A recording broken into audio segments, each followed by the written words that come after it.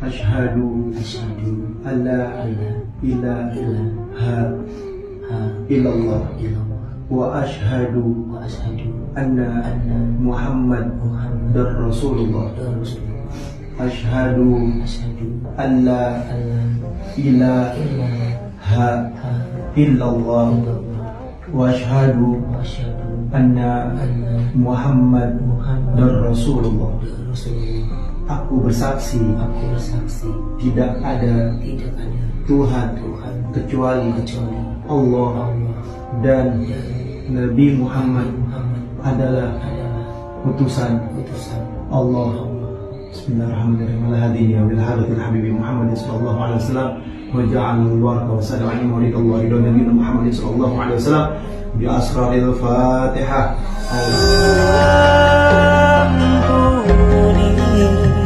Ya, fakta bahwa banyak orang-orang populer yang tinggalkan agama Kristen ya.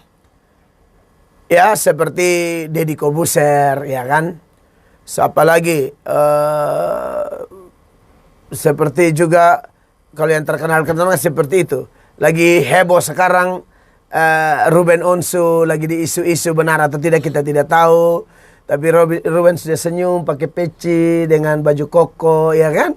Langsung semua bilang, aduh teman-teman yang Islam sudah senang. Alhamdulillah Ruben telah, ya kan? Gitu. Nah, andai kata mereka itu pindah secara hukum negara, ya tidak apa-apa, namanya juga hak asasi manusia. Kita kan, negara kita punya undang-undang, punya aturan yang mengatur kebebasan ya rakyatnya untuk memilih agama yang diyakininya, kan begitu. Jadi kalau secara hukum negara pindah-pindah agama boleh? Boleh. Kalau dia tidak yakin di satu, dia yakin di lain, bagaimana? Ya kita fair aja, kan banyak juga orang terkenal yang pindah ke kita. Begitu kan? Banyak juga kan orang terkenal yang masuk Kristen. Siapa lah yang Sardi itu? Lukman Sardi. Lukman Sardi itu kan aktor terkenal. Bahkan menurut kesaksiannya ya, kalau nggak salah ya, ketemu Tuhannya di Mekah. Jadi ya sudahlah, ini kan orang punya pengalaman pribadi. Yang satu pindah dari Kristen ke Islam karena alasan ini, yang satu dari Islam ke Kristen alasan ini, alasan itu, segala macam. Ya kita tidak tahu. Kita tidak tahu alasan pribadi mereka apa. Dan kita juga tidak punya hak untuk menghakimi mereka, begitu ya. Tapi memang kalau pertanyaannya dalam konteks Kristen, ya saya harus ajar begini, bahwa memang hal seperti itu, yang pertama itu bukan hal yang baru, ya. Itu hal yang sudah ada di dalam konteks ajaran Kristen dari perjanjian lama sampai perjanjian baru. Dalam konteks bangsa Israel aja, mereka yang sudah diingatkan berkali-kali, bahkan diberikan 10 hukum Allah, iya kan? Hukum pertama jelas, jangan ada padamu Allah lain di hadapanku. Yang kedua, jangan membuat patung berupa apapun, seperti yang di langit, di bumi, di air, ya, lalu di bawah bumi dan seterusnya, untuk disembah. Kalau bikin patung aksesoris tidak masalah. Bikin patung sebagai seni tidak masalah. Bikin patung hanya sekedar penggambaran tidak masalah. Tapi hukum kedua dari 10 hukum kan tidak boleh disembah. Tetapi Anda lihat perjalanan Israel. Mereka sembah berhala tidak, sembah patung tidak. Sembah, mereka buat Asyitoret, mereka buat Baal. Iya kan?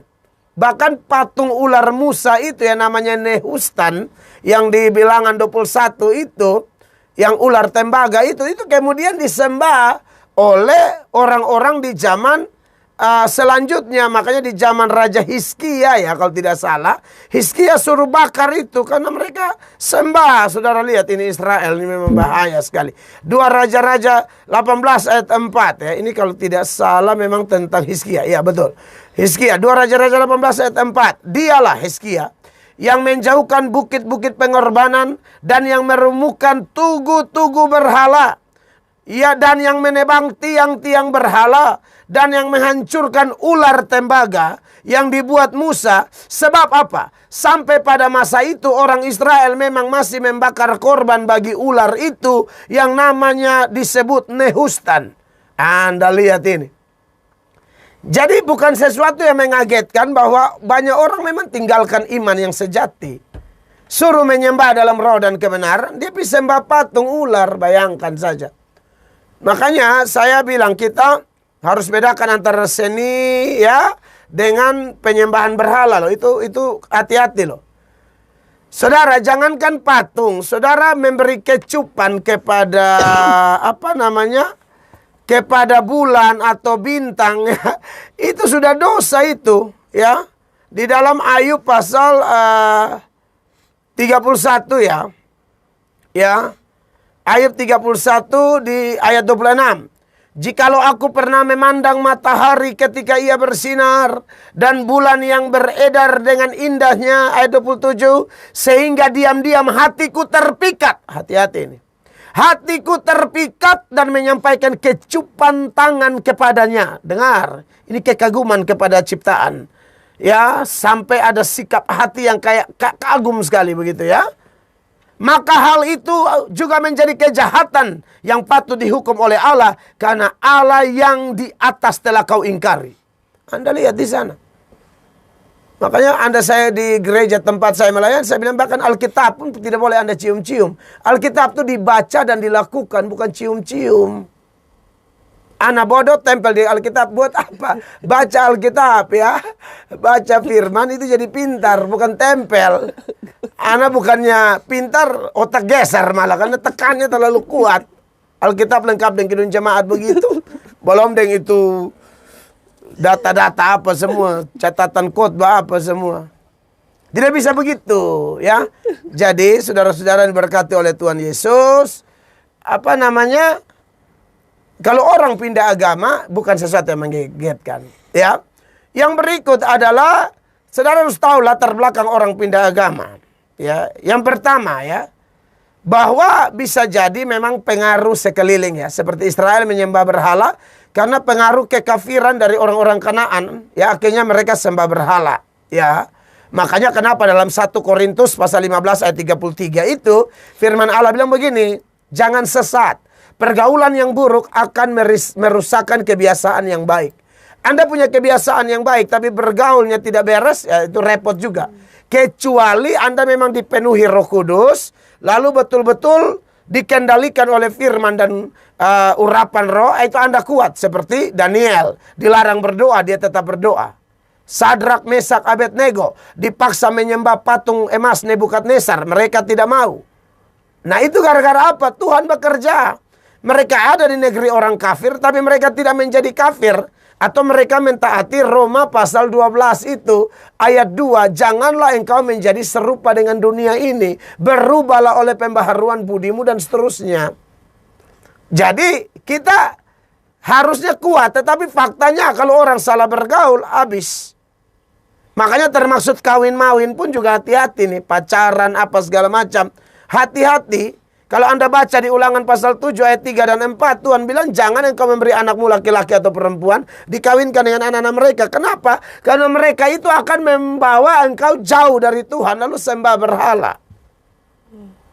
Nah, makanya kenapa saya selalu keras orang-orang muda, engkau yang belum menikah, ya pacaran harus satu iman. Saya sudah omong ulang-ulang.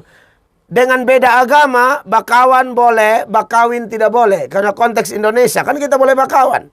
Dengan agama manapun, kita punya kawan kerja, tetangga, kan kita tidak memusuhi mereka. Bahkan kita harus jadi berkat buat mereka. Berarti bakawan boleh, mengingat kita anak-anak Allah yang harus pergi membawa damai. We are peacemaker. Kita adalah pengusaha damai atau orang yang mengusahakan damai. Bukan troublemaker. Iya kan? Tetapi ada batasan. Pacaran sampai kawin tidak boleh. Iya Pak, tapi saya mau memenangkan jiwanya. Oh, menangkan jiwa bukan dengan pacaran. Amanat agung itu berbunyi, pergi jadikan semua bangsa muridku. Bukan pergi pacari dan kawini semua bangsa menjadi muridku. Itu kau saja yang baper, pakai perasaan, terus bawa-bawa Injil. Saya tempelin kau ya. Enak-enak saja. Kamu jangan begitu. Kalau memang mau menginjil, menginjil. Kalau dia sudah bertobat baru jatuh cinta, ya lu atur sudah di situ aman. Ini belum menginjil sudah jatuh duluan, ya sulit. Simpson aja tumbang sama Delila, lu lagi aduh lamber. Tidak bisa. Jadi maksud saya adalah Anda harus betul-betul memang jaga hidup Anda dan saya itu, ya. Jadi itu orang pindah agama gara-gara begitu. Jadi menurut saya itu juga yang berikut, memang dia juga memang Kristen palsu ya. Dan Kristen palsu itu motivasi ikut Tuhan tidak pernah benar. Motivasi hanya cari sembuh, cari berkat, cari pangkat, cari kedudukan, cari ini, cari itu. Seperti kalau Anda baca di Yohanes pasal 6 ayat 26, itu orang-orang yang mengikuti Yesus saat Yesus bikin mujizat 5 roti dan 2 ikan. Mereka ikut Yesus. Yesus bilang, kamu ini cari aku bukan karena melihat tanda-tanda, tapi kamu makan roti itu dan kenyang. Ya. Lalu di ayat 60 Yesus khotbah keras. Mereka bilang, siapa sanggup mendengarkan ini? Lalu ayat 64 Yesus bilang, saya tahu kalian tidak percaya. Ini orang-orang yang banyak-banyak, yang 5.000 lebih itu ikut-ikut. Yesus bilang, saya tahu kalian tidak percaya kok. Lalu ayat 66-nya mereka tinggalkan Yesus. Di ayat 65-nya Yesus bilang, tidak ada seorang pun bisa datang percaya kepadaku kalau tidak dikaruniakan oleh Bapa. Nah, jadi orang-orang yang mundur itu ada kemungkinan juga memang mereka bukan orang pilihan. Jadi jangan kaget ya. Tapi kalau orang pilihan, mungkin dia bisa salah dan dia salah langkah. Dia pergi ke pindah agama, tapi kemudian dia bertobat, dia sadar, dia kembali. Selagi dia masih hela napas dan dia mau kembali bertobat sungguh-sungguh, saya yakin Tuhan terima dia. Ya, Tuhan berkati.